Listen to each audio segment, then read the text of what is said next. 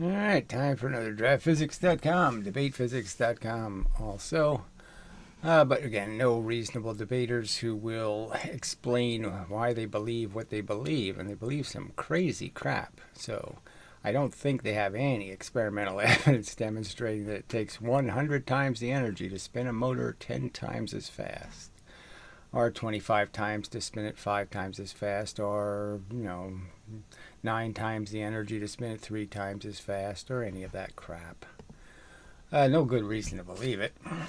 Alright, so the Ian Gosling guy, I knew I shouldn't watch his videos. I'm just saying he's just going to keep doing the same shit, and exactly what he did. He just keeps doing the same shit. So he doesn't think through what he's doing. He just does this sloppy, stupid, really dumb and ignorant mistakes. Stuff we've been over and over.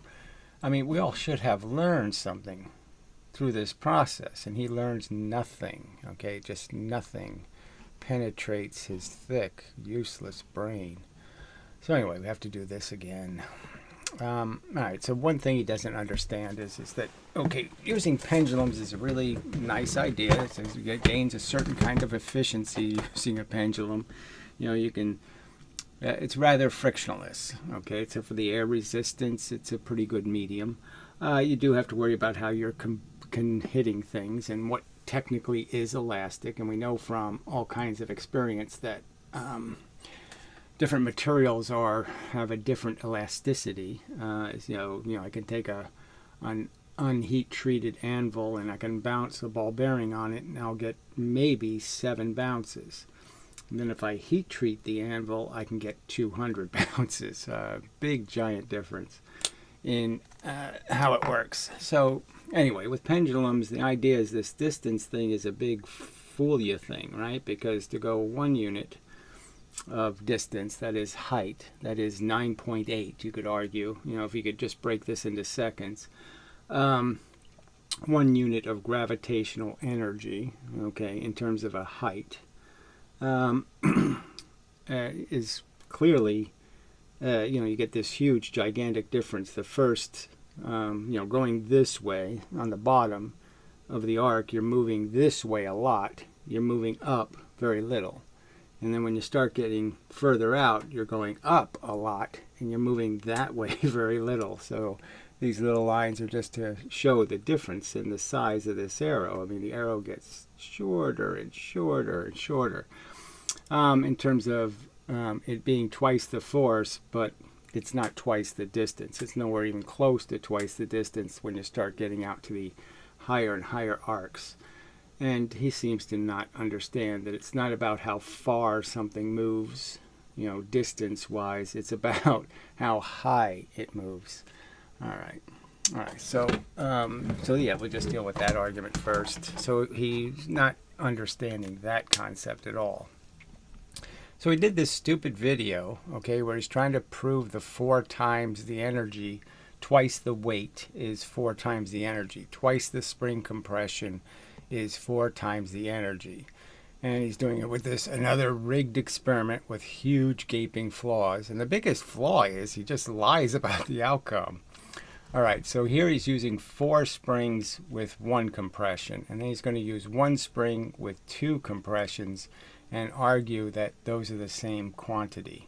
So here we see the 4 springs at 1 compression. That's the maximum distance. So obviously quite high above the stick. No doubt about it. All right, and now we'll show the experiment where he does the 1 spring. And it's just, he just lies about what the outcome is. It didn't come out his way. He's just lying about it, which is really pathetic. All right, so it's somewhere in here. He's fiddling with it. Should be in here. Okay. So leave us play it, and then I should be able to pause it appropriately. Okay, there. I did it. Okay, so then we can do this little hit the period, and you get a frame by frame, which is very nice. I didn't know that. All right, so it's going to be way short. The maximum height is right at the stick. Look, it doesn't even make it. The center of the mass doesn't even make it to the stick. So that's it. That's as far as it goes. So he says that's the same as the other experiment. that result is the same amount of energy. So obviously not. All right, and then the other feature he just, again, ignored. So he just lied about, he said this is the same. I mean, I'll play it where he's saying, look, it's the same, right? He says it. It's retarded, but he says it.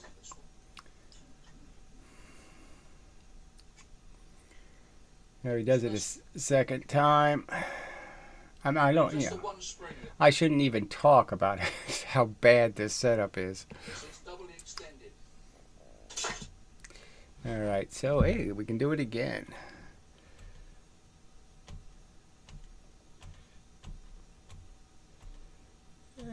Oh, didn't make it either, so he got exactly the same result. Didn't even make it to the center of the piece of wood. The center of the mass didn't even make it to the center of the piece of wood.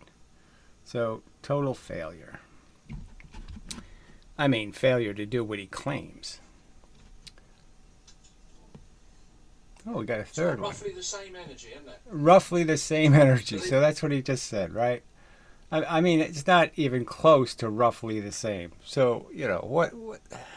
So I have to make videos pointing out that that wasn't even roughly close to the same energy? I really have to do that? That's my job on this planet, is just overt lying garbage. I mean, nonsense statements by idiots. All right. So anyway, so the second thing he does, you can see this stupid rickety blob of wood he's got again. This fucking. So we've been over this and over this, but I found out, frankly. Now I'm sure some of you might have found out too, because you never really thought about it. You think about a lever, and you just don't think about the lever itself being a problem. But the fact is, it's moving, and you have to account for that as part of the energy is in moving the lever. And the problem with his setup here, he's got a block of wood. Okay, now number one, the pendulum hangs down like here, and the fact is, when the block of wood's moving, the pendulum's rising. So you can understand that's a liability right there, that this might be rolling off the block of wood. So that's bad. So he's got his springs here, okay, and he's using the block of wood to push the object. Now we've only been over this so many times that in any mechanism, you want to keep it as simple as possible. You want the only moving parts, you want it to be the battery, the thing storing the energy, the thing that's going to produce the energy. So whether it's a rubber band or an explosive or whatever it is, you want the only moving parts to be it and the objects. You don't want this big giant hunk of wood, all right? Because obviously when I move the big giant hunk of wood, it's an MV problem, right? When I move it twice the velocity, it means it consumed twice the energy. So I'm not doing a fair test between these two things, because the block of wood is treating the faster thing very rudely, in the sense that it's consuming a tremendous amount of energy, especially when it's a big giant hunk of wood. It probably weighs as much as his metal weight. So he's completely diluted the two velocity experiment. Okay, the four spring experiment, he diluted it by having this gigantic piece of crap also moving. So again, you just want to do these experiments with nothing else moving. You just want something really simple, which brings me back to the Brozo example of the billiard ball, which wasn't a bad idea on a piece of glass. So it might be something I'm going to play with. You want something really, a piece of glass that you put a little wax on, even, a waxed piece of glass. I mean, it's, something really slick, so you don't have to worry about angular rotations. Friction becomes a little bit less of a problem. Lots of advantages there. But this, you can't do this. You can't have this big giant weight moving. Okay, if you're moving a big giant weight, your experiment won't work. The lever won't work if your lever weighs more than the weights you're trying to fling. It means the energy going in has to be used to move the lever. That's what you have to avoid. That you can't have little rolling wheels on your carts. The more wheels, not a good idea. I don't know why they make low friction carts with a bunch of wheels. Oh, I think I do know why they do it. It's because it's the way they can rig the experiment. You don't want a bunch of wheels hiding the momentum in a bunch of angular rotation that you don't see as linear motion. The angular rotation does not create an a linear motion. It just caught up doing a circular thing. So not good. It fools you in the sense that the velocity will say one thing. The linear velocity says one thing. If I have heavy wheels, it means when the thing finally hits, the angular, momentum is also going to hit. And so you're going to get a much higher number in terms of the impact than what the velocity indicated, because you have a bunch of energy stored in the rotation of the wheels. So these are all things we have learned over the last year, and I shouldn't have to repeat them over and over again. Now, he'd have an excuse if he said, okay, I only watched 2 of my videos, or I only watched 5 of them. So he didn't see all the parts where I debunked his videos and pointed out these little problems with your video. But come on, we've been over this. You shouldn't keep making these kind of mistakes. If you're going to come up with a contraption, the idea is to make the contraption moot. Try to make it massless.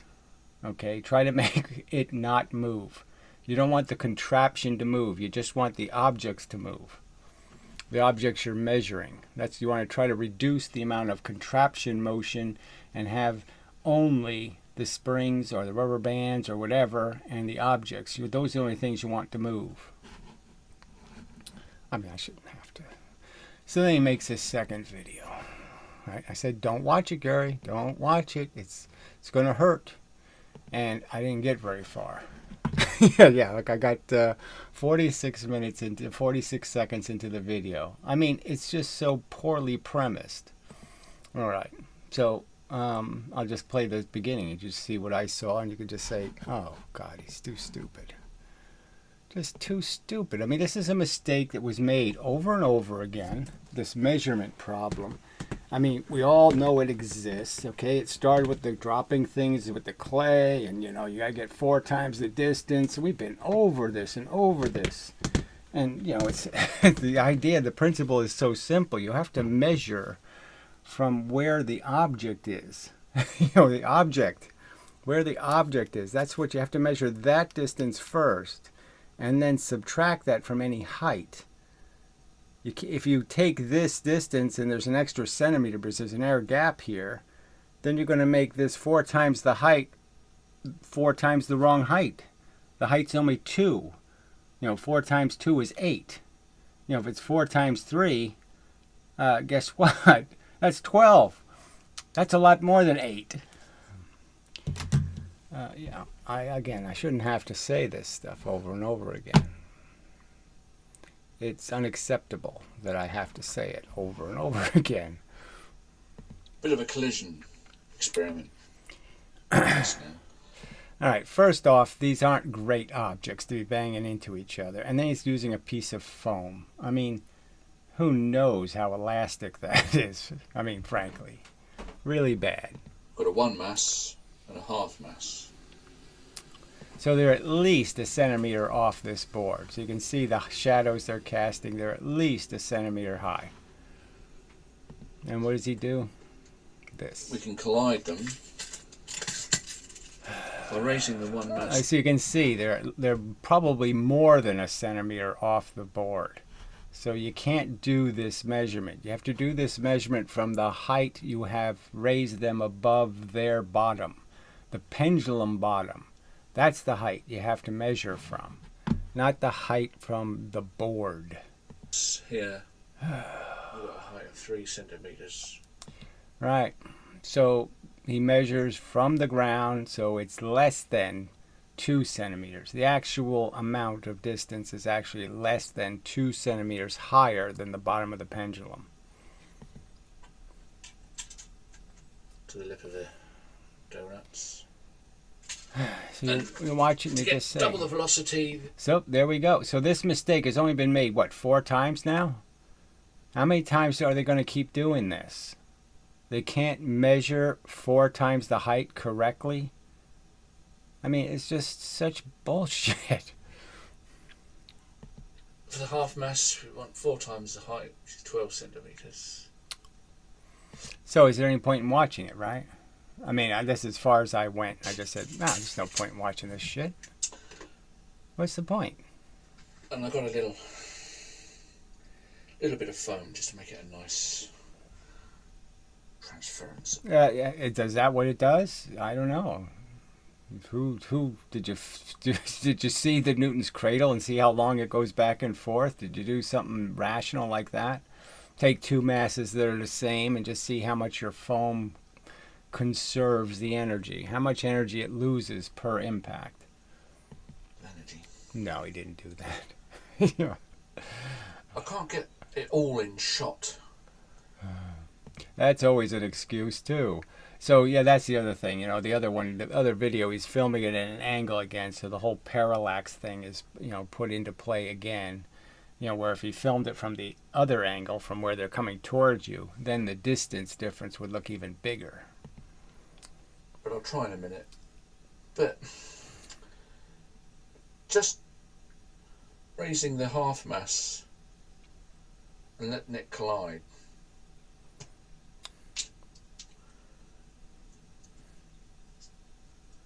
We get like a Newton's cradle. Like, I suppose you'd expect. So, I mean, he doesn't even have these washers glued together, you know, in phase. He has out of phase washers. But although the momentums are the same. So again, he says it when, of course, the momentums aren't the same, because you're not dropping it from 4 times the height. You're dropping it from higher than 4 times the height. Hang on a minute. I'll set up. I'm sorry, but I've got to reach over the camera to... Look how high these are. I mean, it's not even close. He's like 2 centimeters. Is there really any point? So he's calling it 3 centimeters when it's really 1 centimeter. So he's got him like 5-6 times the height. The other side. Separate them. What an idiot. Now this is a head-on collision. And he didn't even get the result he should get, which is obviously the lighter mass has got a huge advantage. Should have just plowed right through. So obviously he's still doing something else wrong, which is no surprise. It doesn't seem to be very dramatic. That's because it's a piece of shitty foam. At first. You wouldn't say, well, which one's winning the contest? Because although the momentum might be the same, the kinetic energy says the one on the right's got... Oh, jeez, it's just so annoying. Twice the energy, so it should plow through. It's got more than twice, frankly. You know, based on your bad math. The heavier mass. Well, it doesn't, of course. There's reasons for that. Okay, why don't you explain them? Beyond my comprehension. Oh, yeah, so you're believing things that is beyond your comprehension. So again, you are like a god botherer. Just believe in magic and woo. Oh, so stupid. But nevertheless, if we leave the one mass hanging, this is a visual marker, by the way, to give you an idea of the movement. This is the collision point halfway between the two. If we leave the one mass there and just let... It's moving. Not a good thing. Go the half mass. Oh, he's going to let it go anyway. All right, I should just do the frame by frame thing. You know, but I don't want to waste my life doing a bunch of frames. Oops, I blew it again. You can see that this one mass, if that's its start point roughly, on the edge of this, the half mass, the energy of the half mass is pushing it well past its start point. Yes, because you measured way wrong. Not a little bit wrong, way wrong. Whereas leaving the half mass in position and letting go of the one mass. Yes, I'm sure it's going to be pretty feeble since it's only 1 centimeter higher. Yeah. Oh, God, what an idiot. All right, let's do this one. See if we can get it. Oh, now he stops the other one from moving. So in the other case, he didn't bother with that. But this case, oh yes, I have to stop it from moving. Gee, this works better than my stupid editing software. Alright.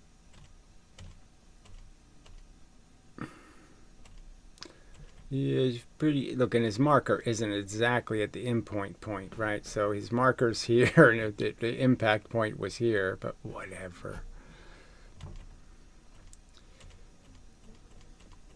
And see, this one still has an awful lot of energy because it can't give high velocity to this object. It doesn't have any way to make it go faster. So even with a spring, you won't get twice the velocity. When you smash a heavy thing into a light thing, you can't. I can't just bang a wrecking ball into a bullet and make the bullet fly off at 2,000 miles an hour. Can't do it.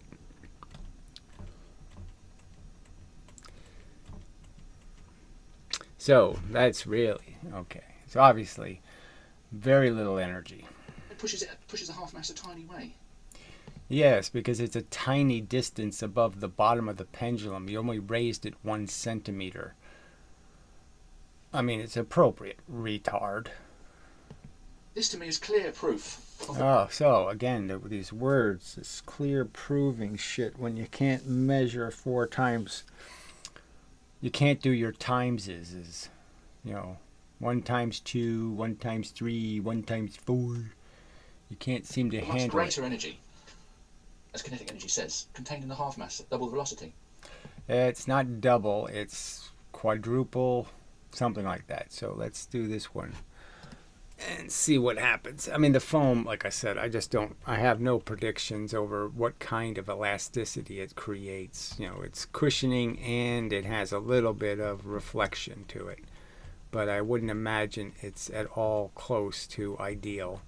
And that if he did do a pendulum with this, where, you know, a Newton's cradle, it wouldn't Newton's cradle very long. But he can't do that because these objects spin all over the place too, which is part of his problem. You could let go of it any time now, asshole. Alright, there we go.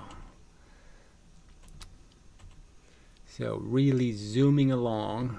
So zoomy, it's out of focus because it's so zoomy. So it hits and it stops, which is kind of cool, right? I mean, it's half the mass and it's stopping, which is really weird. So it's obviously, that wouldn't happen with a spring. You'd get a reflection. And if you did steel on steel, yeah, it's not likely to stop either.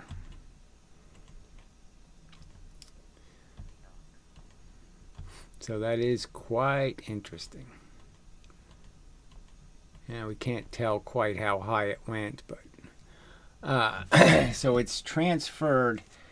It's half the mass, and you can see how high it's lifted it. So it's lifted it more than 3 centimeters, right? If we just say that he should have done 1 centimeter, it's up 3 centimeters, so it's 3 times the height, twice the mass.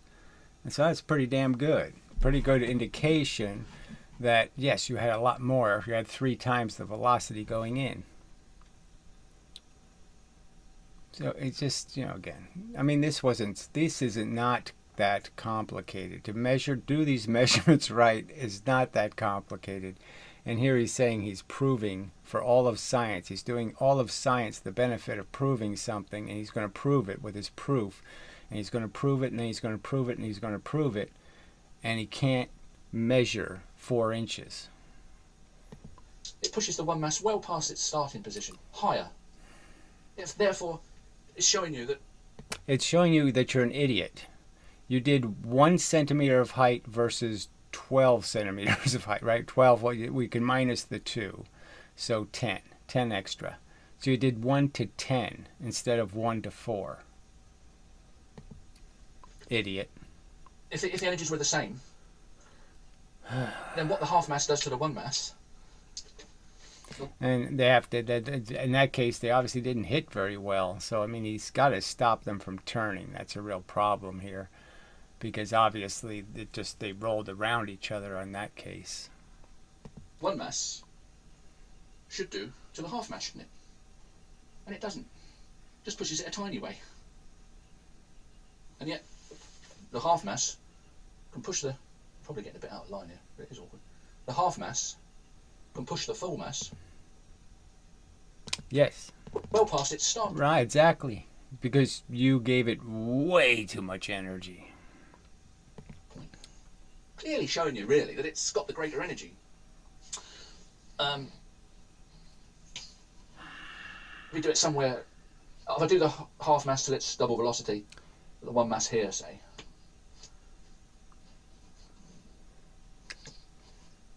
I don't know. What's he doing now? Well, let's do them both together. They seem to reflect. What the hell is he doing? But at first glance, when you look at the reflection, you think, oh, they've got the same energy. But when you think about it, because the one mass is being pushed well past its start point, it's showing you that the half mass has got the greater energy. Yeah, and the other mass didn't go anywhere near as high. So it's still in the picture. Right, he starts it with it outside the video frame. It only goes back half as much. Of course, the heavier object absorbed more of the impact energy. It has the higher mass. So yes, it absorbed more of the energy available. And where did it get it from? Obviously, it took some of the mass, the momentum of the lighter object. That's why it bounced back half as much. Oh, I mean, he can't do any. He can't fairly analyze any of this stuff. It's just such a. This is so bad. This is the. Again, I mean, what? I haven't seen flat Earth experiments this bad. I mean, at least they can count to 4.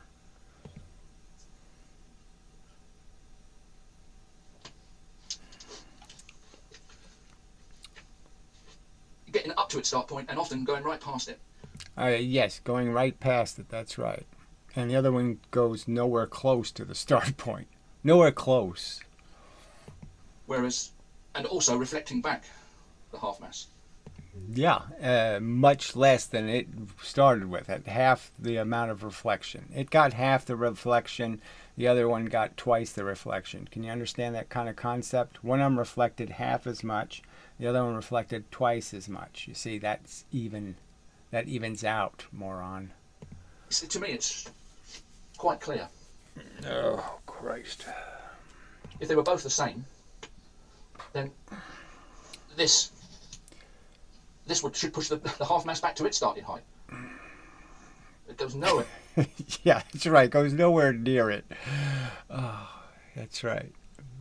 And yet doing the half mass, you see that? You see how far? It's just hilarious that he couldn't see this for himself. I mean, this is at least 2 centimeters off the ground, and then he looks at this and says, well, that's 3 centimeters. No, it's only 1 centimeter higher than the bottom of the pendulum. I mean, it's just so stupid. How that went.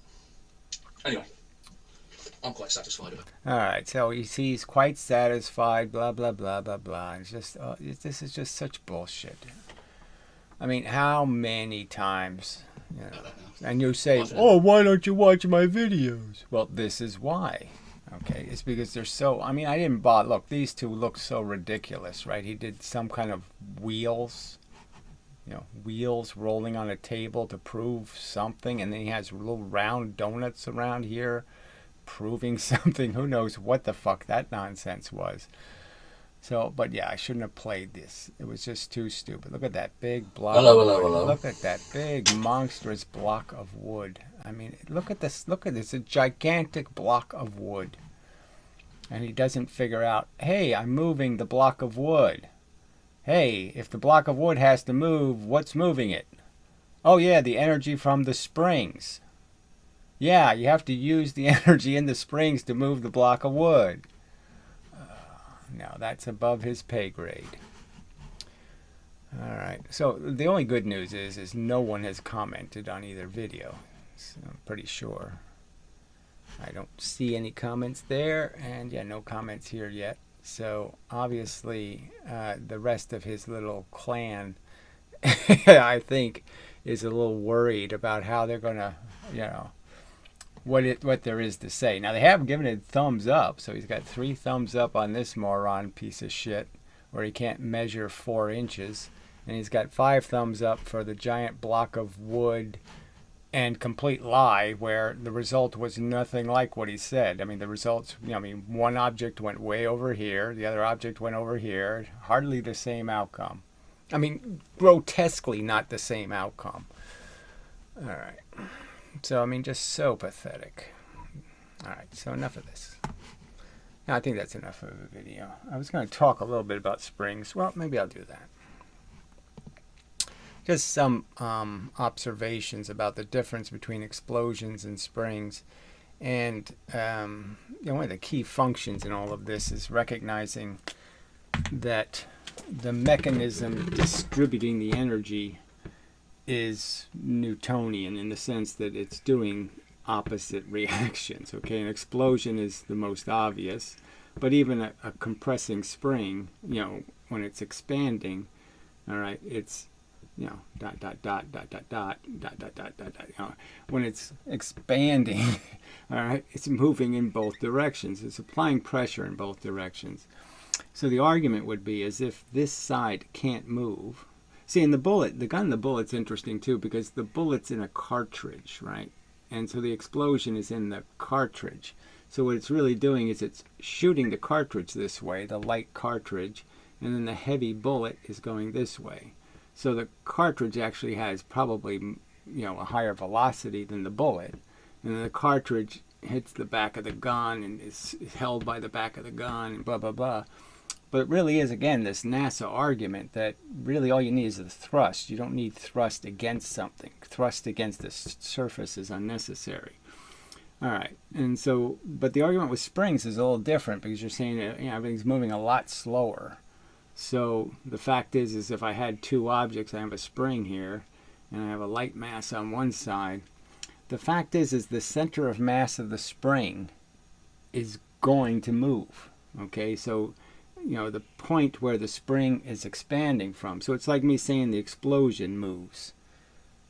And as the explosion moves, well, it's getting further from one thing and closer to the other thing. You could sort of make that argument. So as the spring starts expanding, it's expanding low velocity here, so it's a small amount of distance. It's expanding at a high velocity here, a high amount of distance.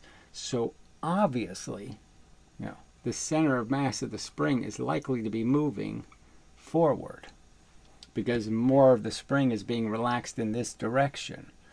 And so the pressure on this side reduces and the pressure on this side increases. So springs aren't perfectly equal and opposite in the sense that they're not likely to be able to give the heavy thing as much energy because they're essentially the spring itself is running away from it. The spring is moving away from the heavy mass and moving towards the lighter mass. So it's disproportionately going to give the lighter mass more of the energy than the heavier mass. So it's just an interesting to me, just going through these different mechanical methods of moving something and trying to figure out things where, yes, you actually can move the center of mass of the thing doing the pushing, where you could have some other mechanism, some rigid mechanism where there'd be no choice for the center of mass to move, So certainly you could argue that a lever, for example, doesn't have a movable center. So, you can't cheat it, okay? But the problem with the lever is the fact that it has a mass. So, anyway, enough. But yeah, this is just so bad. God, I just hate this planet. You just can't, and then, I was watching this stupid John Chappelle thing, which I shouldn't bother with, what a waste of time that group of turds are. Well, anyway, fossils, and they're all, none of them agree about anything really, which is funny. But they had some guy, and he just kept talking about God, and then I find out the whole theory is based on Leibnizianizing, using mathematics. It's a mathism, and then it's some website connected, a WordPress site. The guy was supposed to leave a link. He didn't leave a link. But anyway, I mean, it's just so. Oh, come on. So the reason why their physics, they're molding their physics to somebody who said something like, it's the best of all possible worlds. He was a huge God advocate, and so they're basically just saying, oh, well, I accept the physics of the God botherer. It's just disappointing. That's still there. People are still so irrational.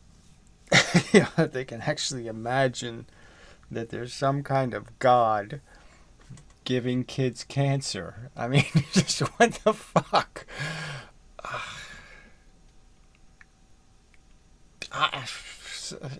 It's sorry. It's an inconceivable story. Some smart creator invented kid cancer. You're just like, no, that's just a contradiction. Can't happen. Can't be smart and invent kid cancer. No, no, no, not possible. All right, fuck, God, it's just I hate it here. I hate it here. I hate it here. God, I hate you, motherfuckers. I just hate it. You scummy puros. You pathetically stupid, insipid morons. Ugh, fuck.